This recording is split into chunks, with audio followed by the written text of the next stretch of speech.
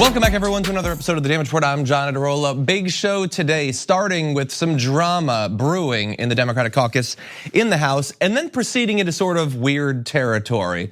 We've got an interesting endorsement strategy from Bernie Sanders, who's stressing the people who don't want him to be president more than those who do in a very interesting way. We're gonna be breaking those down, giving you some examples. We have another high-profile Republican, this time a candidate, making the case that he cannot be alone with women who are not his wife, which in some cases is a personal choice. In this case, it's impacting someone's career. And then we're gonna end with Ben Shapiro's new war against women's soccer. I mean, if anyone has justified critiques of sports performance, it would of course be Ben Shapiro. He doesn't like Megan Rapinoe, he doesn't like her political activism. There's an interesting twist on that, by the way. We've got a poll. We're gonna show you in that last block fascinating information about Megan Rapinoe, so we'll see. Some stuff that I don't think Ben Shapiro would be a big fan of. Along the way, you know when you do your taxes, there's a little check off to donate some money to the presidential, like the people's funded presidential campaign fund. Who is actually clicking that? Who's actually signing off on that? Both amongst regular population, also those running for the president. Very interesting information. A guest is gonna be joining us to break down a little bit later on. But we start off here in the US with Nancy Pelosi.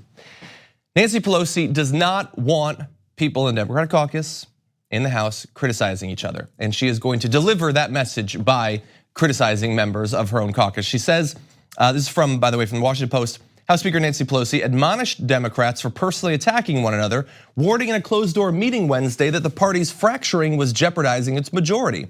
Without naming names, her target was clear, the four liberal freshmen known as the Squad. So this is updating reporting, an update from Wednesday on something we've been talking about throughout the week, which is her attacking mainly AOC, but not just AOC, for some of their recent comments. In particular, recently there was the back and forth over the funding bill for the concentration camps. But previously, I mean, if you go back month by month, Nancy Pelosi has had long periods of attacking Ilhan Omar, playing into the right-wing argument that she's anti-Semitic and all of that. At one point attacking AOC, saying that in districts like hers, a glass of water could win on the Democratic ticket. So it doesn't actually mean anything that she had this historic win and became the youngest person ever to serve in the House of Representatives. Doesn't mean nothing at all. She referred to the green dream or whatever, I think she said. And so she has frequently attacked these individuals, but now let's not critique each other. And she said this, you got a complaint, you come and talk to me about it. But do not tweet about our members and expect us to think that it is just okay. Don't tweet about our members. That is inappropriate. What you are supposed to do is go to your contacts, the New York Times, Washington Post, stuff like that, and then give them exclusive quotes where you attack those people. Don't tweet about it. That's free, anybody can do that. You need access to criticize each other. And so look, we've been talking about this story and Pelosi is not backing down. She defended those comments on Wednesday saying, I have no regrets about anything. Regrets is not what I do. That in particular about the comments that the Squad, who voted against that funding bill for the concentration camps, it's just 4 votes. They don't have much power. And again, this is in her campaign to say, let's not criticize each other. She says, oh, that critique that I said, attacking them as irrelevant and pointless, yeah, I stand by that. So a little bit of mixed messaging coming from the speaker right here. But understand, she's got to fill her time somehow. She's not pushing for impeachment. She's not really pushing for much of anything. What is she gonna do if not attack the newest, most dynamic members of her own caucus? And so they're not just going to stand by and allow her to continually attack them without saying anything. They're gonna push back respectfully, but they do push back, starting with AOC, who said, when these comments first started, I kind of thought that she was keeping the progressive flank at more of an arm's distance in order to protect more moderate members, which I understood. But the persistent singling out, it got to a point where it was just outright disrespectful. The explicit singling out of newly elected women of color. And so there, she's pointing out both that this is not just a new thing. This is not 2 weeks of Nancy Pelosi attacking these members of her caucus. This goes back to, I mean, before they were elected, but certainly last November, pointing out that sure, they won some stuff, but this is really a story of moderates. This is a story of centrists. Yeah, they're getting a lot of press coverage, and sure, millions of people are signing on to follow them on social media, but it doesn't mean anything. The attack started very early on. And it is interesting, of course, that Nancy Pelosi is targeting Ayanna Pressley, Rashida Tlaib, Ilhan Omar, AOC. I mean, this is not like she's just going after white males or anything like that. No, I don't necessarily know that that is what is primarily animating Nancy Pelosi. I imagine that The fact that they are willing to stand up to her is probably a bigger part. The fact that ideologically they're opposed to her, even though she says she agrees with them on those issues, and in fact tries to make the case that she is a stronger proponent for things like single-payer healthcare, the environment, carbon taxes, all of that. I think ideologically that's what's really driving her, but it is not lost on these individuals that once again, the most vociferous action that she's taking is against young women of color. And so it's not just her, of course. You also have Ayanna Pressley, who's been attacked recently. She said, "Thank God my mother gave me broad shoulders and a strong back. I can handle it. I'm not worried about me." Though she did call Pelosi's comments demoralizing. She said, "I am worried about the signal that it sends to people I speak to and for who sent me here with a mandate and how it affects them." And that makes all the sense in the world. I mean, Nancy Pelosi has explicitly said, those districts anybody could win. It doesn't mean anything that these people were chosen. But go to those districts and talk to the people who worked for them. Talk to the volunteers, talk to the people who, in AOC's case, for instance, who overthrew one of the most powerful Democrats. To say to them, it doesn't mean anything, anybody could have won. How is that anything but demoralizing? And the same thing can be said in these other races as well. It means something that they were elected. To say that Ilhan Omar getting elected to the House of Representatives doesn't mean anything. Anybody could have been elected.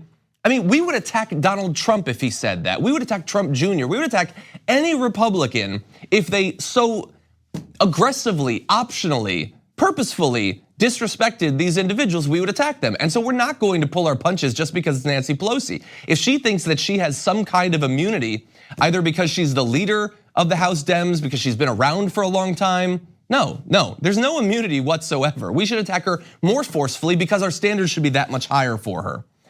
Now let's move to some more of the response. AOC saying, the third and fourth time she insulted me, it was like, this is unnecessary, but I'm not going to pick a fight over it.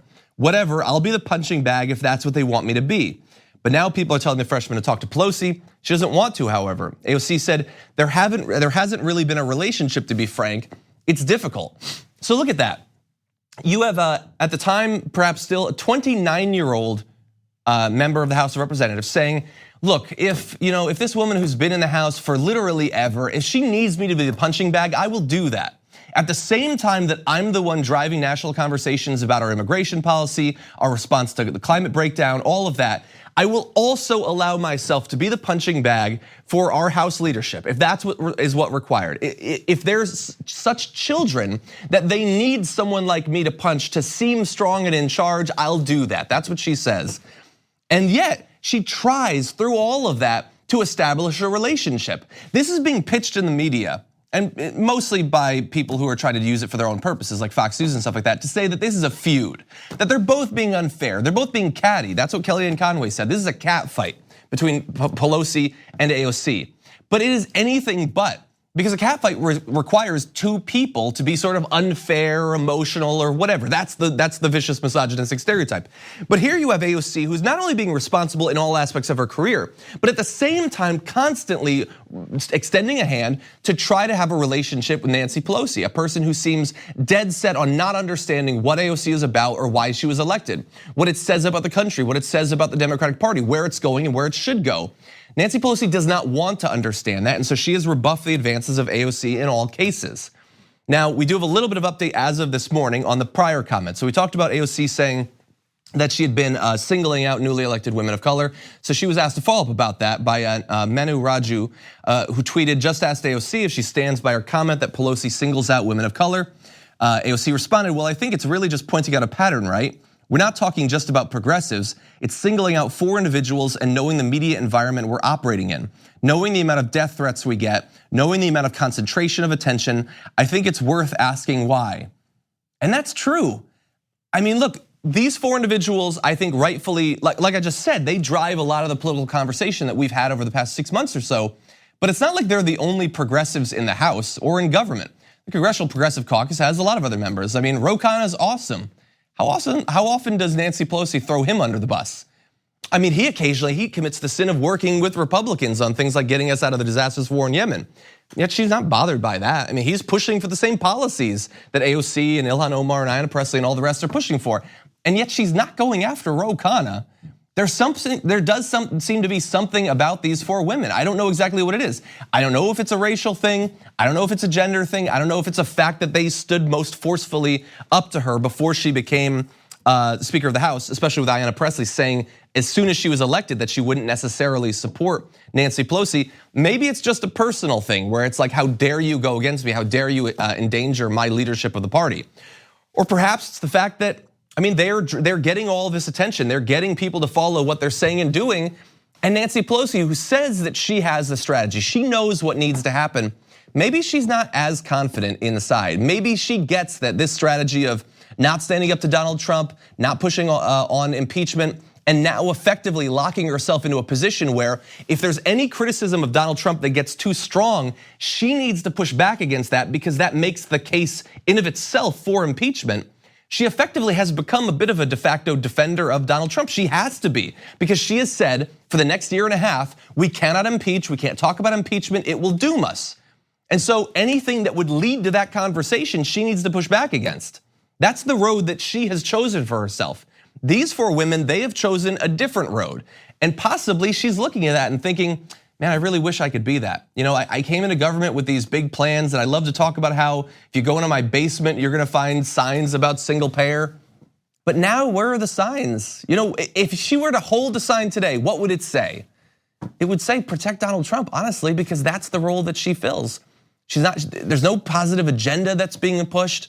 The only agenda seems to be attempting to hamstring those who are actually drawing some positive press coverage of the Democrats in the House. And it's possible this will continue. I can't see it working in Nancy Pelosi's favor long term, but so far it's been month after month with her picking fights and she seems to choose. Maybe it'll be Tlaib this week, maybe it's Ilhan Omar. Oh my God, right wingers are mad at one of my members. I better pile on her as well. Or maybe it'll be her favorite punching bag, AOC. We'll see. The war so far does not seem to be going her way, and those women seem to be only gaining in power. Okay, we're gonna take a short break. We come back, lots more to get to. We need to talk about a relatively new show called the Republic, or UNFTR.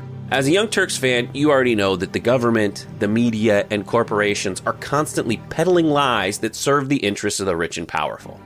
But now there's a podcast dedicated to unraveling those lies, debunking the conventional wisdom. In each episode of the Republic, or UNFTR, the host delves into a different historical episode or topic that's generally misunderstood or purposely obfuscated by the so-called powers that be, featuring in-depth research, razor-sharp commentary, and just the right amount of vulgarity. The UNFTR podcast takes a sledgehammer to what you thought you knew about some of the nation's most sacred historical cows. But don't just take my word for it. The New York Times described UNFTR as consistently compelling and educational, aiming to challenge conventional wisdom and upend the historical narratives that were taught in school. For as the great philosopher Yoda once put it, you must unlearn what you have learned. And that's true whether you're in Jedi training or you're uprooting and exposing all the propaganda and disinformation you've been fed over the course of your lifetime.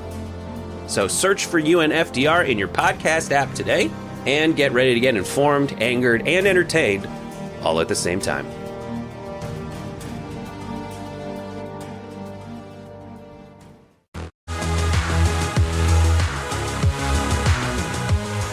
You've probably been filling out your taxes and you've come to the point where they have the little box that you can check to donate $3 to the public financing system for our presidents. And you've probably checked it from time to time. I know I have. But what about the people actually running in that system, especially those who are running for president and have talked about financing publicly for those sorts of campaigns in the past? Are they actually clicking it? Very interesting topic. And joining us now to break it down, Geoff West, writer for The Fulcrum. Welcome to the Damage Report. Thank you. Thanks for having me. Glad to have you here. So I'm going to be honest. While I've donated to the fund before, and I've certainly noticed it when doing my taxes, I haven't thought too often about what percentage of the American public is taking part, and especially those who are going to be running for president. So you've done an investigation, and what have you found? Well, so in the general public, about 6% check the box. So the fact that you check the box is unique. But among the presidential candidates, about half of those who have released their tax returns show that they have checked the box to designate money to the public financing system that exists. Not all candidates have released their tax returns. About half of them haven't. Most of those are low polling candidates. Mm-hmm. Interestingly enough, the top polling candidate, Joe Biden, has checked it on every tax return that he's released, going back 15 years or more. So it looks on the like, other hand, go ahead. So it looks like he's been the most constant in contributing to the fund. He's also, I believe, the only one who's actually drawn funds from that fund, correct? He actually, in one of his runs, was a beneficiary of it. That's correct. That's correct. About $2 million back when the fund was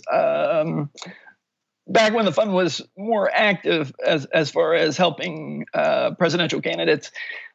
These days, you can raise a lot more money without the public financing system, which requires you to not take direct donations from people. So you can raise a lot more money through individual contributions from people than you can through the public financing system. So it's, in the last few elections, it's become sort of mute, but in the 2000s, it was relevant, and the tax returns released by a lot of the candidates show that they didn't always contribute to this public financing system, even though they pretty much all support the idea of public financing today. While we're on the topic, I'm interested. How much money per year does this fund bring in? And also, right now, when you check it, it's a $3 contribution. Has it been a $3 contribution going back to the beginning, or has that been adjusted over time? Originally it was a $1 contribution.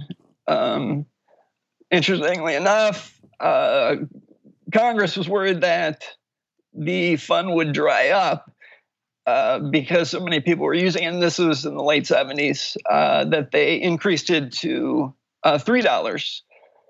And that's where it's currently stands now. There is over a few $100 million worth of funds sort of sitting there. The question is what do you do with it, because nobody's using it? None of the major party candidates are actually drawing money from the fund at this point. Well, my initial answer will be apparently there's money sitting around. I was considering running anyway. I guess I'll just do it. I probably couldn't raise that much privately, so I might as well I've contributed to it. Why not? Sure. While we're on the subject of those who have and who have not contributed to the fund, in this case, Donald Trump actually has. You found evidence of. Yeah, that was an interesting find. The one tax return that we have that shows whether or not he did check the box or didn't. He did, and this was in 2005. He checked the box to designate $3 to the presidential campaign fund. There's also a program in New Jersey on his New Jersey tax return. He didn't check the box, so there's that. But on the one tax return that we do have for him, he did. So that was interesting, because the same year you had Kamala Harris not check the box, and a few other candidates. I should say that Elizabeth Warren checked the box every year going back 10 years, and Bernie Sanders. I believe it was 4 out of 10 years. 4 out of 10. Is what he. Yeah. So I'm curious. I mean, you've been talking about how the fund has continued, but the usage of it has changed over time. In terms of possible reforms for it, so it looks like 7 senators currently campaigning for the White House have co-sponsored a bill to allow for individual donations and public financing. Is that sort of reform? Is that possibly something that could pass? Well, it certainly has the support of the Democratic Party, Democrats in the House and Democrats in the Senate, with the companion bills that essentially do the same thing to expand and public financing, it has no chance of passing as long as the Republican Senate, or as long as the Senate is controlled by a Republican majority, specifically Mitch McConnell, who has said he's not going to bring it up for debate. Okay, well, unfortunately, that seems like the story of our time. Geoff West, we appreciate you joining us and breaking this down, your research into the area. Thank you for joining us on the show. Thank you so much. We're gonna take a short break here. When we come back, Bernie Sanders with a new webpage highlighting those who have not endorsed him for president. Very interesting stuff. We'll show you after this.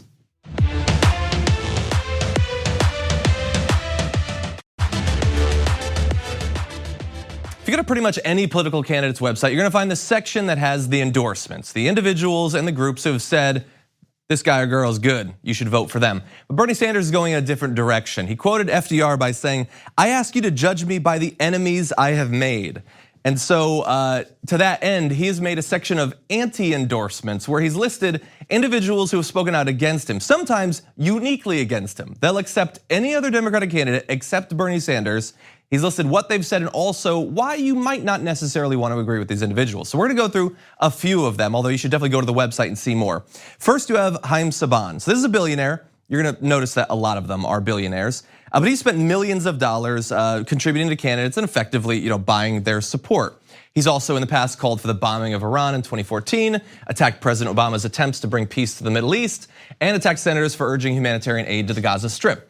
And he said on the candidates, we love all 23 candidates. No, -1. I profoundly dislike Bernie Sanders. He thinks that every billionaire is a crook. He calls us the billionaire class, and he attacks us indiscriminately. Well, can you imagine being a billionaire and someone refers to you as the billionaire class? That would put a real itch in your britches. But anyway, so he likes everybody except Bernie Sanders. Now, for the most part, the billionaires that we're gonna highlight are attacking Bernie Sanders because of his economic philosophy. And for some of them, they would probably oppose other candidates who agree with Bernie on some of the policies too. In this particular case, it mainly seems to be a foreign policy thing, and in particular, the US policy towards Israel. He disagrees with Bernie Sanders on that. So Haim Saban, anti-endorsement highlighted on Bernie Sanders' page. Now we get into other billionaires, generally who are opposed to him on things like taxes, minimum wage, and things like that. You have Kenneth Langone, co-founder of Home Depot. One of the things, the through lines in these endorsements I've noticed is that everyone involved in creating Home Depot is apparently a hardcore right winger. That's apparently what I'm seeing. But Kenneth Langone, he's a net worth of $3.7 billion. Despite that, Home Depot's wages are so low that many of their workers, like at places like Walmart and stuff like that, are on food stamps, Medicaid, public housing, effectively being subsidized by US taxpayers, which means that Kenneth Langone's wages effectively are being subsidized by US taxpayers. Now, he has previously said in 2016, I saw Bernie Sanders and the kids around him, I thought, this is the Antichrist. Why? Because he looks at that $9 minimum wage and says, I want it to be higher. I want it to be 10, I want it to be 12, I want it to be maybe 15. I want these people to be able to afford to live in America. And for that, Antichrist. But not just Bernie Sanders, the people who support him as well. So Kenneth Langone, hardcore anti-endorsement there.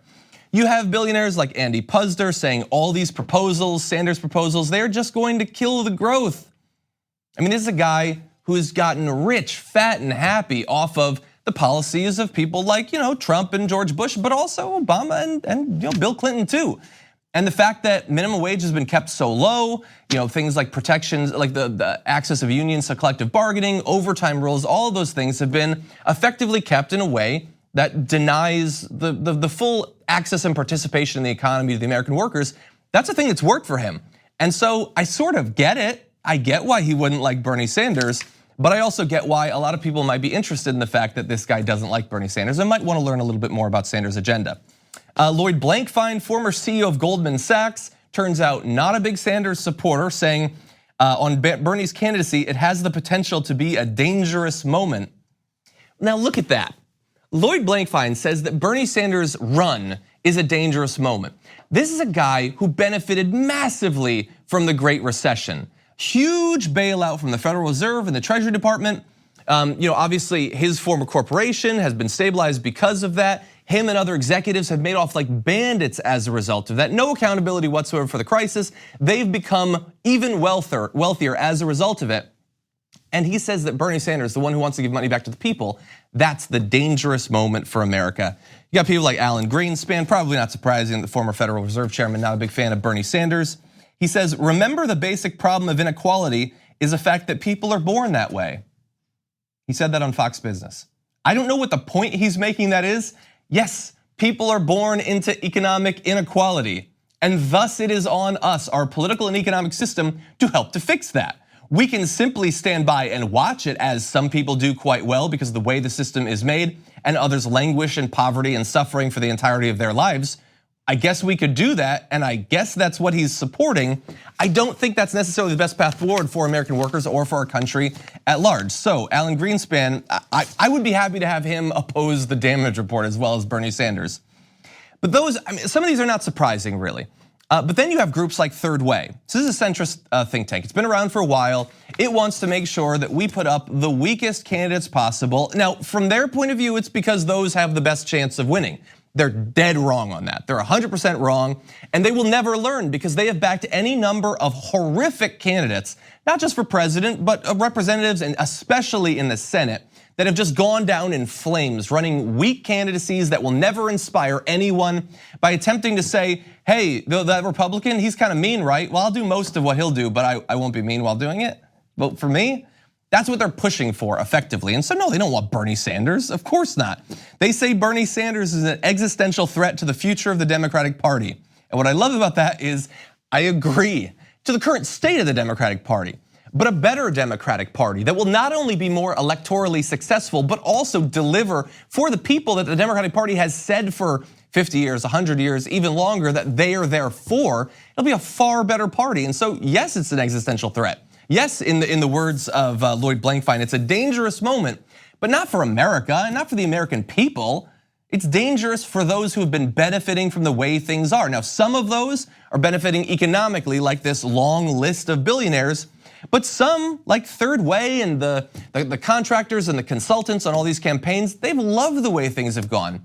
In a perfect world, sure, they'd like political power as well, but they're certainly getting rich running these horrific campaigns that are based entirely on TV ads and bringing in consultants. And you see, I don't want to go off on too long of a tangent, but McGrath, who just launched her candidacy, raised a ton of money, and then decided to weirdly backtrack on Kavanaugh and say that Mitch McConnell, the issue with Mitch McConnell is he hasn't been effective enough in pushing Trump's agenda of draining the swamp. That's the sort of candidacy you get when you let the consultants pave the way rather than people who understand the actual desires of the American people. So I want to end with one more quote from this webpage with Bernie Sanders saying, in the words of President Franklin Delano Roosevelt, they are unanimous in their hate for me and I welcome their hatred. We will overcome their greed and create an economy and a government that works for all, not just the 1%. And I love this strategy because those people, many of whom they go on Fox News all the time, they're well connected with these political organizations. Behind the scenes, they are attempting to tip the scales. And so why not use their opposition against them? If you are a voter and you're looking out there, there's so many candidates. Don't you want the one that all these billionaires are so opposed to, those who have done so well the way things are, those who are backing candidates who are gonna keep things the way they've been for the past few decades? I think it is a fascinating campaign strategy and I hope it works out for him. Now with that said, we are gonna take a break. We come back, some weird news to get to after this.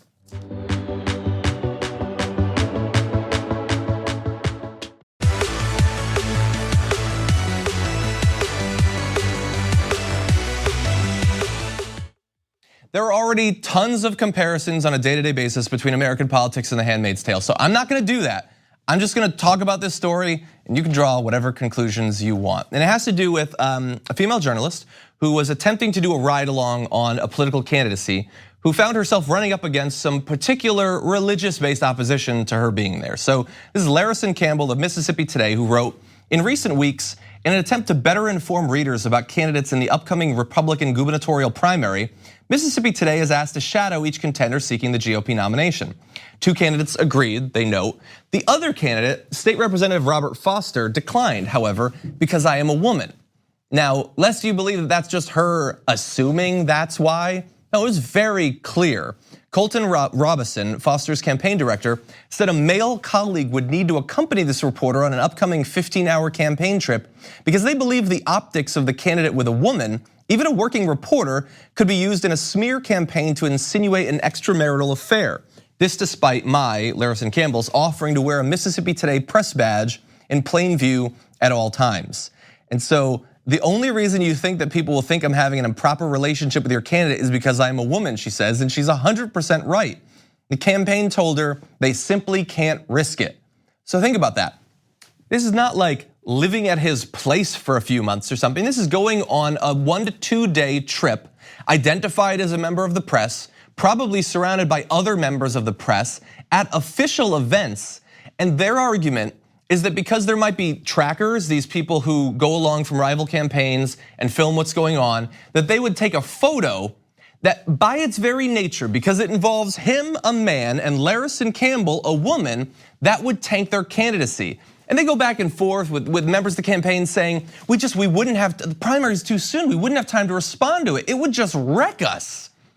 Now that would be horrible if that was their actual reasoning, but I don't know that that is actually their entire reasoning. Now they're gonna continue with that for a little bit, but wait until Robert Foster himself gets involved. He talks about it in a slightly different way. So first you have that campaign director saying, perception is everything. We're so close to the primary. If trackers were to get a picture and they put a mailer out, we wouldn't have time to dispute it, and that's why we have to be careful. Now, look, is it possible that campaigns are so dirty these days that they would just blatantly make up a fake affair? Yeah, that's possible. I would argue it's probably a bigger issue in Republican primaries because those are the sorts of candidacies that do that. That's a huge issue that you might want to fight against Robert Foster when you get into office. But that's not the real reason. I mean, we know who this guy is. We know what drives his politics. I want to give you just a brief taste and then we'll get into his response to this controversy. So he'd previously tweeted in November of last year, anyone who votes Dem in 18 is either ignorant or evil. There is no excuse for supporting killing babies or open borders. If that offends you, I'll pray for you, but I won't apologize. Switch parties and vote Rep, or continue to support the destruction or our nation and vote Socialist Dem.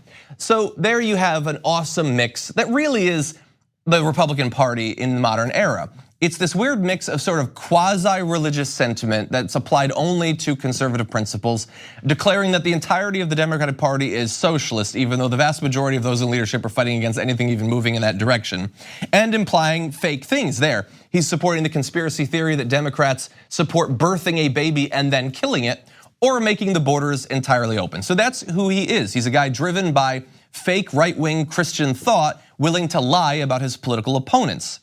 Now, this controversy comes up and he has to respond to it. Now, remember what their argument is, that trackers will take a photo and that's reason enough. Now, this is what he says.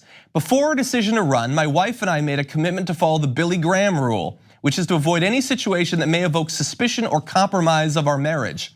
I am sorry Ms. Campbell doesn't share these views, but my decision was out of respect for my wife. So there, it does not seem to be about a tracker taking down their campaign. It seems to be an entirely internal thing to their marriage, where Ms. Campbell, who is so focused on her being able to have a career as a journalist, doesn't understand that this is about him and his wife, who have a relationship that is so tenuous, so fragile, that if he were to be alone for even one night with a professional woman pursuing her career, that might tumble not their campaign, but their marriage. And if her chances as a journalist have access to a campaign, an important campaign that could determine who is going to be the governor of their state, she's run up against, I don't want to say Gilead, but something akin to American Gilead in 2019. Now, it's not enough to make the case that he's just gonna follow the Billy Graham or the Mike Pence rule where you can never be alone with a woman because somehow that's implicitly cheating on your wife, or you guys just have a relationship that has so little trust that you would automatically assume that they were cheating if they were with someone of the opposite sex. He then goes on the offensive, saying, once again, the liberal left is attacking someone for their integrity, professionalism, and Christian beliefs. They aren't just attacking me, they're attacking the countless Mississippians who also share these values, blah, blah, blah, blah, blah.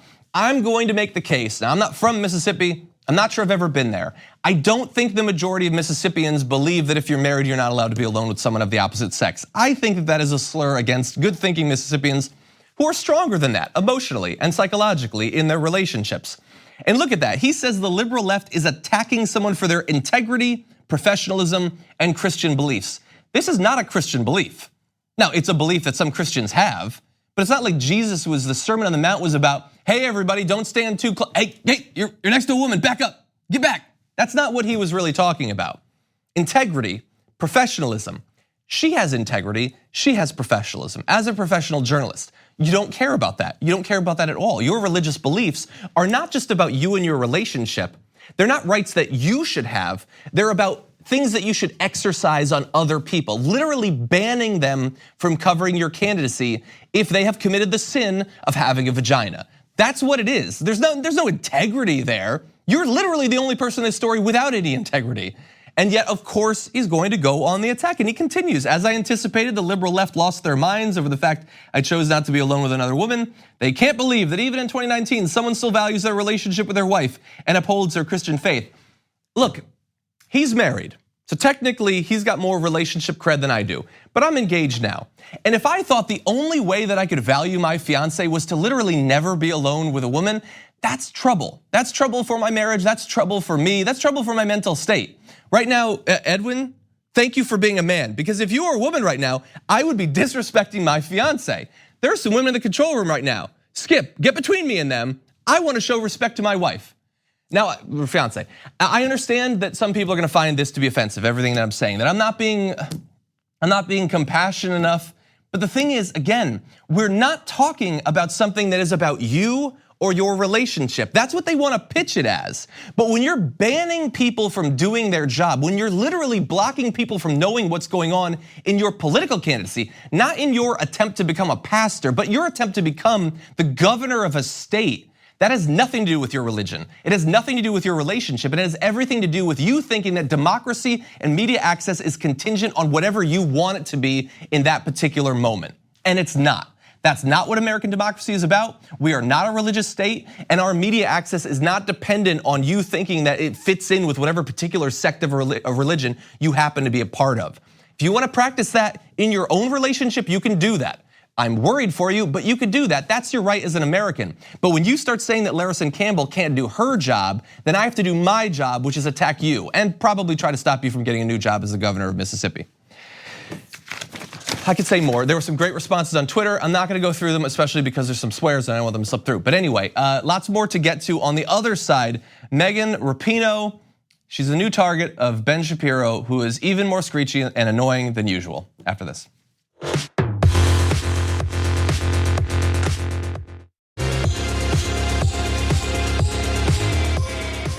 You're saying capitalism can actually increase your pay. That's never going to be a thing that anyone on the left asks. Instead, we all have to pretend that this is all normal and that it's not divisive at all and that truly she's a hero to everyone. There you have conservative pundit and animated Funko Pop figure Ben Shapiro on Megan Rapinoe, who apparently, like, she has helped to push, and the rest of the team too, has helped to push a new conversation about pay equity in sports, which he is viscerally, physically opposed to for reasons that will change depending on whatever's on his mind at a particular moment. What he knows is that he doesn't want it to happen. So we have made the case that economically it makes sense for them to be paid more. Sure. He doesn't accept that. Of course, no. And we're gonna have more. He gets into some really homophobic territory against them as well. But you've been following Ben Shapiro, the story of the team as well, but Ben Shapiro's too. What are your thoughts? I see you got a lot of notes. I'm Rick Strom, by the way. Thank you for that great intro. Introduce you. Everybody knows who you are on this channel. So anyway, TDR sports correspondent. Rick Strom, paid handsomely for it. Sports. Yeah, yes. How you doing, Jonathan? Sorry, what's your question about Shapiro? I mean, where do we even start? I mean, this is your bailiwick. Tell us about it. Right, I don't even know how to spell that. But like, here's my thing with Ben Shapiro. So he goes into this talking point, which is the total fundamental way to make it as a right-wing pundit, which is be grateful that you're even given the platform through your own sporting, as he likes to put it, as he ends this. We're gonna have that in the first video, actually. Sorry. Should we just play it now? Why don't we? Let's just do it. Let's just do it. Screw this. I love it. Okay, so here's some more of Ben Shapiro. Absolute silliness. Absolute silliness, and bad for the country, by the way. When even the stuff that we take a break with, sporting, is turned into this, it's pretty obnoxious. And we're not talking about 1968 in the middle of the civil rights movement with US sprinters on the US national team at the Olympics raising the black power fist because American politics are polarized around race in 68. We're not talking about that. We're talking about Gay marriage is legal across the United States by Supreme Court diktat. We are talking about Megan Rapinoe is getting $1 million contracts specifically because of her sexuality and because she is a very, very good soccer player. But let's not make any mistake. If she were a very good soccer player and she were not a very outspoken lesbian, she would be getting fewer contracts. That's something. So bad. Don't you enjoy, after a long week of working, don't you enjoy sporting for a bit? Oh man, I love sporting. Which do the American people say less, sporting or diktat? Diktat. Probably that. Yeah. So He I don't shouldn't know. bring up sporting, by the way. You know who uses that? The BBC, which absolutely owns him every time he goes on there. That did happen. So Yes. I like that he at least admitted that she's being paid so well because she's a lesbian. Right. Also because she's arguably one of the best soccer players in the world. Right. I guess that's a throwaway line, but okay. So Like she tell didn't me about win this. 2 NWSL Shields, which is viewed as the best women's soccer league anywhere. Like she didn't win a club title in Olympique Lyonnais with the club, where she actually won the World Cup as well in France. She didn't win the Golden Boot. She didn't win the Golden Ball. She wasn't one of the best, sorry, my bad, not one of, the best players at this year's tournament. She's 33 years old. She is an anomaly. She's an icon. She's a legend. I don't know where you want to fit diktat in there, but I would say that everything that she has done is exactly what Ben Shapiro is fighting for. And actually, I pulled up something because in my opinion, this is like the grand slam for conservative pundits like Ben Shapiro, is that it's a woman, is that she's gay, and she doesn't respect the flag or the anthem or the president. Like, I mean, you are talking a smorgasbord of yes, give me the fuel, from a right-wing standpoint. The homosexual assault on traditional marriage by Ben Shapiro. Their point, sorry, I'm not trying to cut off my face. Their point in Washington, as in liberals, is purportedly to prove that traditional marriage is not solely about children, and that it is not about children. It is about discrimination for its own sake. Thank you so much. But even same-sex marriage advocates realize that through traditional marriage sees children as the first priority. It does not rest its legitimacy solely on the basis of childbearing and rearing. This guy's an idiot. Here's another thing. Come back to me for 1 second, guys. I'm actually wearing a Hamza, okay? I'm a Jewish person, but I also recognize the oppression of women with his very religion of being an Orthodox Jew. So from one Jew to another, let's just be real about this. What he supports, let's throw him back on for a second. Women must sit, because this is his shtick. Women must sit at the back of the bus, says ultra-Orthodox men, some of whom have screamed at, kicked, and beaten women who refuse to move from the front. Ultra-Orthodox leaders have actually prevailed upon the Egg Bus Company, Israel's main line, to run some segregated buses through different territories in Israel. You can come back to us. So like, this is what he stands for. So the fact that it's someone who is pretty much, aside from their skin color, the total opposite of what he is, it is a grand slam for him. Exactly. If she converts to Islam. Oh man. Now we're talking. But wait, he opposed gay marriage? I mean, he just said they should be satisfied because we live in a country where it's so good to be gay because we legalize it. So he actually fought against that. He still opposes it. Yes. So this, once again, you can add this to Tucker Carlson and Ilhan Omar. You can add this to Mitch McConnell on reparations. As always, the former work, the historic work of good non-conservatives will always be used by conservatives to argue for why no more work needs to be done. Amen to that, brother.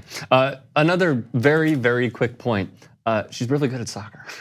She is. She's very really good. She's really good. So being cut from the same cloth Shapiro is of the Tucker Carlsons, Laura Ingraham, Shut Up and Dribbles. By the way, and I did this today, very quickly, and then we're gonna wrap, is that they made their own bed with this and also dug their own grave for the Shut Up and Dribble movement. It's their fault. Yeah. I mean, I'm wearing. She didn't have to say that. I'm wearing a LeBron James I Promise School rubber band, doing some work with Uninterrupted, his incredible company.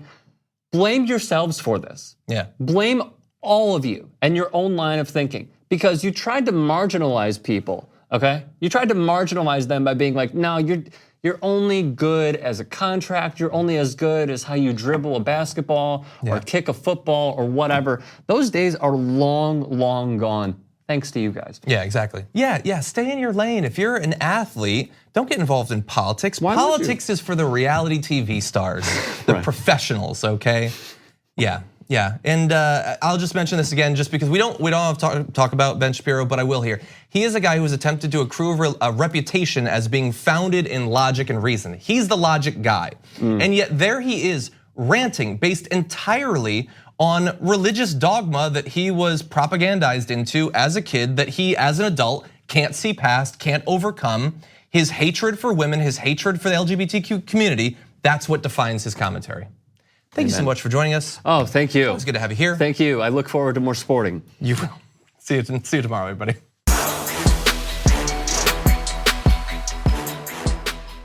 Thanks for listening to the full episode of The Damage Report. Support our work, listen ad-free, access members-only bonus content, and more by subscribing to Apple Podcasts at apple.co/TYT. I'm your host, John Adarola. I'll see you soon.